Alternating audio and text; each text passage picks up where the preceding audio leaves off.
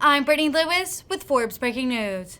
Turkey has agreed to drop its objections to Sweden and Finland joining NATO, clearing the way for an expansion of the alliance. The two countries, which have historically remained neutral, saw a swing in public support in favor of joining the defensive military alliance following Russia's invasion of Ukraine. Both have strong militaries, and the Pentagon said they would be, quote, defense providers. But Turkish President Erdogan said he had concerns over the Scandinavian countries' support for Kurdish forces. They were able to reach a trilateral agreement working out their differences.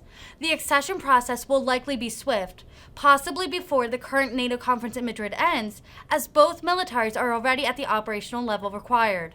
Here's NATO Secretary General Jens Stoltenberg's remarks announcing the deal. We have just finished a very constructive meeting with President Erdogan, President Niinistö, and Prime Minister Andersson.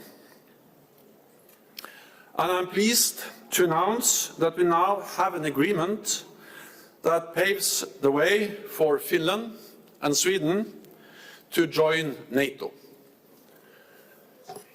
Turkey, Finland and Sweden have signed a memorandum that addresses Turkey's concerns, including around arms exports and the fight against terrorism.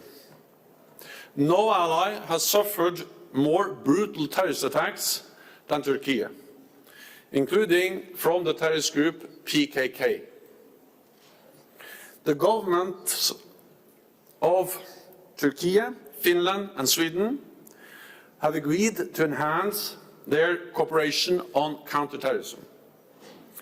As NATO allies, Finland and Sweden commit to fully support Turkey against threats to its national security.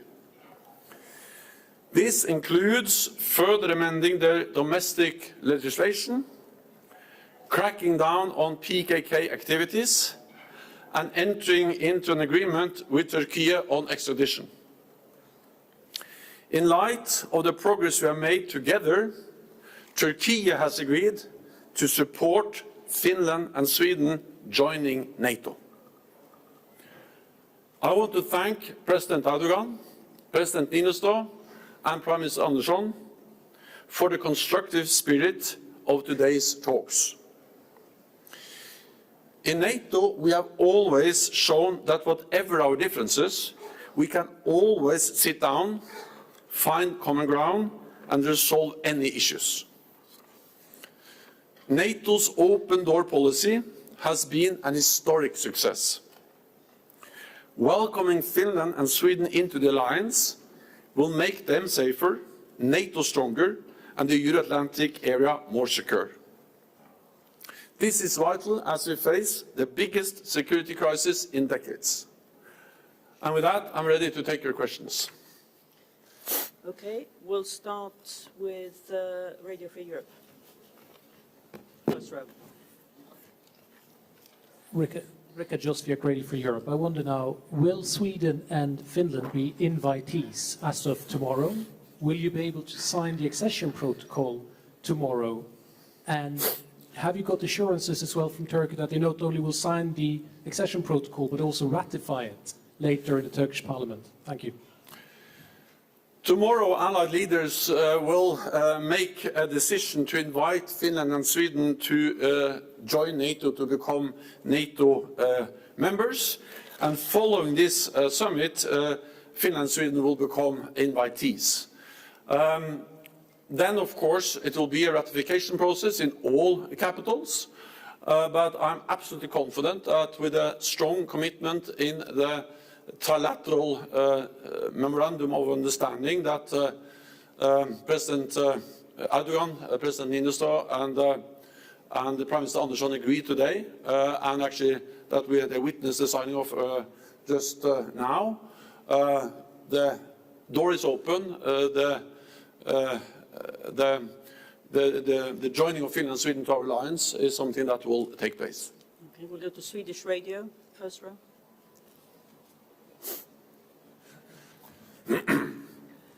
Jan Andersson, Sveriges Radio. How would you comment these negotiations, the first question, and the second one, what really happened today here in Madrid? What happened? Yeah, today. Today we met, we discussed, and we find a good solution. And that's the way we solve problems in NATO. Because we have to agree by consensus.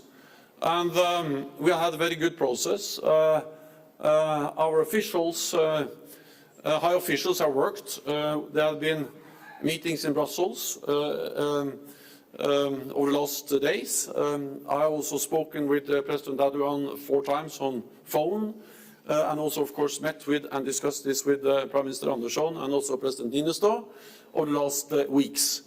But then, of course, sometimes there is a need to meet in the same room, to meet at the highest level, heads of state and government, to finalize an agreement. And what happened today in Madrid, at the eve of the summit, was that we finalized that agreement on how to pave the way for Finland and Sweden to join the alliance and how to overcome the differences and the concerns that Turkey has raised, and also then for Turkey to clearly state that they invite Finland and Sweden to become NATO allies. So this is important, and I welcome, of course, that decision. BBC. Thank you. Secretary General Mark Lowen from the BBC. You talk about how there has been an agreement about, with Turkey on extradition that has been signed with Sweden and Finland. What does that mean for journalists, Kurdish opposition figures in Sweden and Finland who will be very worried by that news? And second of all, we have a situation in which you have a NATO member, the second biggest military member, Turkey, which bought a missile defense system a few years ago from Russia. And now Turkey has been able to dictate the future membership of Finland and Sweden to NATO. Is that the sign of a functional alliance? So first of all, the joint memorandum will be published very soon. I think it will be on our homepage very soon. So then you can read the whole text on extradition and all the other issues which are addressed there. Second, I can say that Finland and Sweden, of course, are ready to work with Turkey on the pending deportations or extradition requests of terror suspected individuals. But at the same time that this extradition process will take place in accordance with the European Convention on Extradition. I mean, this is, of course, in respect of the rule of law, the legal systems in these countries, and also the European Convention on Extradition. But again, you can read the details, and I think it's important that extradition is a normal thing that NATO allies and other countries do when there are proven issues related to, for instance, terrorism or all the kinds of criminal activity. But again, it's for Finland and Sweden to explain what they will do will of course be within the legal frameworks and the rule of law which these countries are based on. Then the other question was about the S-400, was it? Yeah. Well, so again, this is an issue we have addressed many times. There is no way to hide and no reason to hide that that's the difference between allies. But I think today also demonstrate that despite differences, and there will always be differences when we are 30 allies in the alliance, and now soon 32, that we are able to unite around our core task, and that is to protect and defend each other. At this summit, that will be a transformative summit. We will not only make a decision to invite Finland and Sweden to become members of the alliance, which is in itself an historic decision, we will also make historic decisions on the biggest overhaul of our collective defense since the end of the Cold War, on higher readiness forces, on more pre-positioned equipment, on more forward combat formations.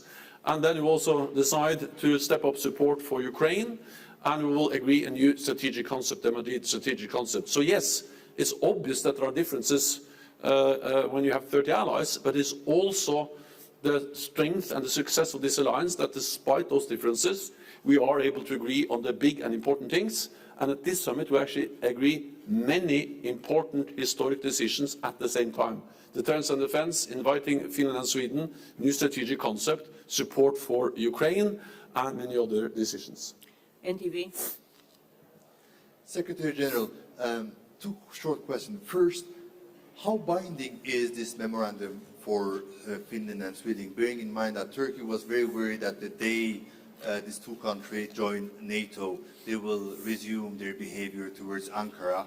And the second question is, you were very much involved and you were a honest broker between Ankara, Stockholm and Helsinki, and President Erdogan trusts you very well because you know each other for 25 years. There was such a tension. How come these three countries, do you think that these three countries after their membership could be hugs and kisses? Thank you. Well, I strongly believe that when we have a common interest in fighting terrorism, then we can agree. And the reality is that, of course, Turkey is very concerned about terrorism. No other ally has suffered more attacks from terrorist organizations than Turkey. And Finland, Sweden, the European Union, NATO allies regard PKK as a terrorist organization. And therefore, to fight that organization and also individuals that are responsible for terrorist attacks against Turkey, that's actually an obvious responsibility for all NATO allies, because terrorism is something we have to fight in all its forms and manifestations. And the joint memorandum that is agreed now reflects that reality. I'm glad that we were able to convene the leaders, and then based on the excellent work on by our officials over many weeks, the leaders were able then to crack a solution to find the final agreement today here in Madrid. And I'm confident, absolutely, that both Turkey, but also, of course, Finland and Sweden will stand by the commitments in this binding, in this memorandum of understanding. Okay, Rufus Blooded.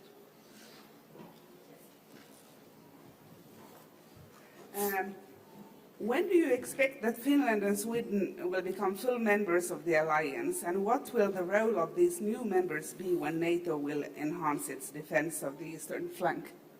Sorry, the last question. What will the role of these new members, Sweden and Finland, be when NATO will enhance its defense of the eastern flank? So Finland and Sweden joining NATO is important for Finland and Sweden, but it's also important for NATO and in particular the Baltic countries. Because if you just look at the map, you understand that it will change the whole security situation in the Baltic region. With Finland and Sweden, Baltic countries, close to the Baltic countries, Estonia, Lithuania and Latvia, it will really strengthen our presence in that part of the world, or in Europe. And Finland and Sweden also brings to NATO advanced, well-developed, well-equipped forces, fifth-generation aircraft, advanced weapon systems, technology, and stable, strong political institutions. So this will reinforce, strengthen NATO, and also strengthen Finland and Sweden. So for the Nordic region, for the Baltic region, this is of particular importance, but this is important for the whole alliance. So this is what Finland and Sweden will bring to us, and they will be part of that adaptation, the reinforcement of our collective defense that will be agreed tomorrow by NATO leaders. The first question? And when will they? When? Well, first of all, what has happened now is perhaps the quickest ever process so far. The fact that we just weeks after they applied for membership can invite them. So it's harder to imagine any quicker process so far. And that's a good thing, because we face a very critical security situation in Europe. And it also sends a very clear message to President Putin that NATO's door is open. You have to remember that in December last year, President Putin put forward so-called security treaties to be signed with NATO. And one of the most important messages from President Putin there was that he was against any further NATO enlargement. He wanted less NATO. Now President Putin is getting more NATO on his borders. So what he gets is the opposite of what he actually demanded, and that was to NATO to close its doors. We are demonstrating that NATO's doors are open. NATO's door is open. Then when? Well, that is for 30 parliaments to decide. I know that many parliaments have already started the process, so I think there is a strong will among allies to ratify as soon as possible, but I cannot promise anything on behalf of 30 parliaments. Okay, Sky. Deborah Haynes, Sky News. Can you just say clearly what message do you want this decision to send to Vladimir Putin? What message is NATO sending? Not just from Finland and Sweden decision, but from the summit. And just secondly, how worried are you that this decision to invite Sweden and Finland to join the alliance could actually expose the two countries to greater risk, to greater threats from Russia? The most important message this decision sends is that every nation has the right to choose its own path, and that NATO respects the sovereignty of every nation to choose its own future. Of course, we respected for many, many years the decision by Finland and Sweden not to join NATO, to be neutral countries, and we worked together with them as highly valued partners. Then, when they decided that they wanted to join NATO, then we have demonstrated by the decision that leaders will take today and the agreement between Finland, Sweden and Turkey today, that leaders will take tomorrow and Finland and Sweden agreed with Turkey today, that NATO's door is open and that it's possible to join the alliance. And that's exactly the opposite of what President Putin wanted to achieve with the security agreements he wanted to sign with NATO before he invaded Ukraine. This is a Finnish and Swedish decision. I'm very confident that's the right decision and that will strengthen their security, that they stand together, covered by NATO's collective security guarantees. Politico. Thank you very much. Beyond the Memorandum of Understanding with Finland and Sweden, did NATO allies provide Turkey with any further assurances, for example, on issues like the sale of fighter jets? Thank you. No, what we have agreed today, and that's an agreement between Turkey, a NATO ally, and Finland and Sweden, is this memorandum. And what is agreed there is what is stated there. It's no reference to any specific types of weapons, but there are clear references to the fact that now Finland and Sweden will have no arms embargo against Turkey, and I welcome that because I don't believe that allies should have arms embargoes against each other. And I've said that and stated that for many years, and therefore, of course, I also welcome the decision by Finland and Sweden. Bloomberg.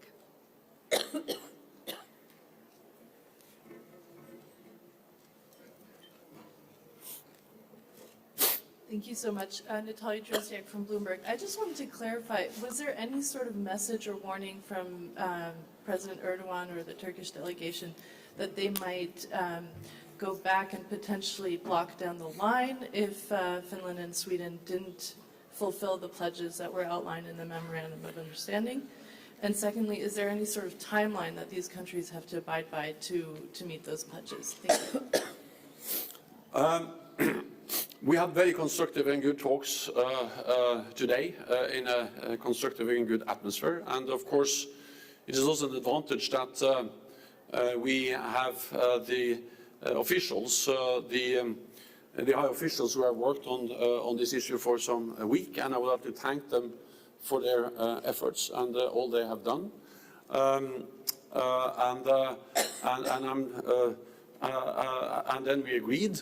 And then it is obvious that, of course, Turkey will reflect their decision to support the invitation of Finland and Sweden to join NATO. That will be reflected in the NATO decisions that will be taken tomorrow by all allies. And then Finland and Sweden have already started to take measures to step up in the fight against terrorism, including the tightening and their legislation on terrorism. TRT. TRT.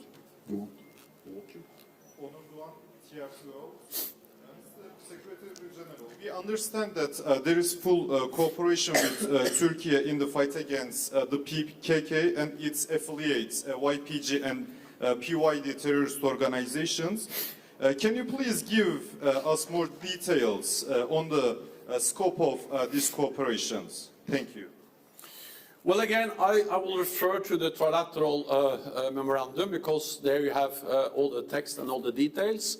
and I think it's important to refer to that precisely. But it is clearly stated that Finland and Sweden will work together with Turkey on fighting terrorism, and they will demonstrate their solidarity with Turkey in the fight against terrorism in all its forms and manifestations, which constitutes a direct threat to the national security of allies as well as to international peace and security.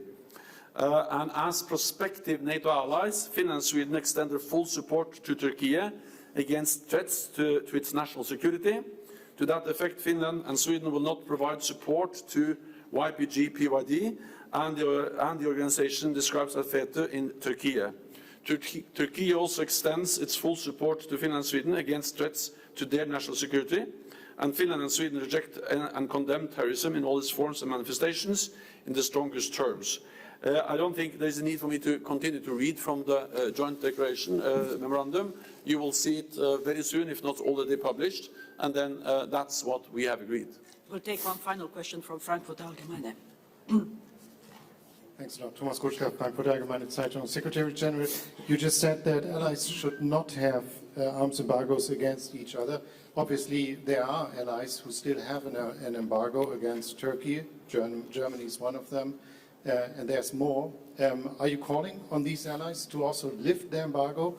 Does the agreement today change a policy of NATO? So does it have any ramifications for the other members, possibly also with regard to YPG?